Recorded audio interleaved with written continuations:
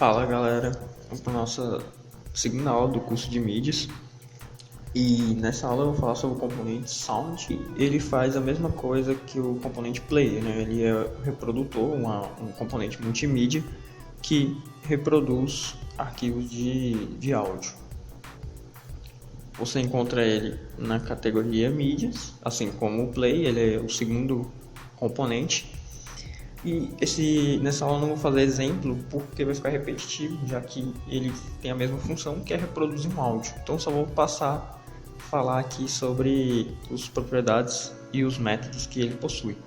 Eu já arrastei o componente, vou clicar aqui nele para mim ver as propriedades. Ele tem menos propriedades, tem duas propriedades só, que é esse mínimo intervalo aqui vai ser o intervalo mínimo entre sons. Então, por exemplo, você tem dois arquivos de áudio para ser reproduzido, ou dois componentes. Se você tiver setado essa propriedade, um áudio só vai após iniciar um áudio e você clicar para executar outro, o outro só vai iniciar quando esse tempo decorrer. Lembrando que o tempo aqui é em milissegundos.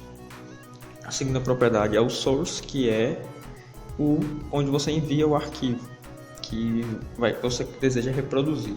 Detalhes sobre o source no componente Sound. Ele não aceita arquivos grandes, então se você quiser reproduzir arquivos maiores, você vai ter que usar o componente Player. Ele é mais recomendado para talks, por exemplo, se você quer fazer alguns efeitos sonoros, são arquivos pequenos.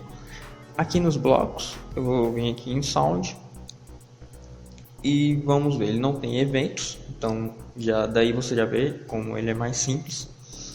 Ele tem os mesmos métodos do que o play, o pausa a reprodução, o player inicia, stop para também, né? Faz o áudio voltar para o início, o vibrate aciona a vibração, você tem que colocar o tempo de duração dessa vibração em milissegundos. E temos um método diferente que é o resume. O resume vai fazer o quê? Quando eu apertar play, vai executar o áudio. Eu apertar pause, né, acionar, fazer a chamada ao pause, ele pausa a reprodução. Se eu apertar o play de novo, ao acionar, né, o método play, ele volta do início. Então, se eu quiser que após o pause seja chamado, depois eu preciso que a música volte de onde parou, então você vai ter que usar o resume. Então, para você fazer com que o áudio reproduza de onde ele parou a partir do pause, você usa o resume, né? Então, não, ao invés do play, que seria igual no componente lá que nós vimos.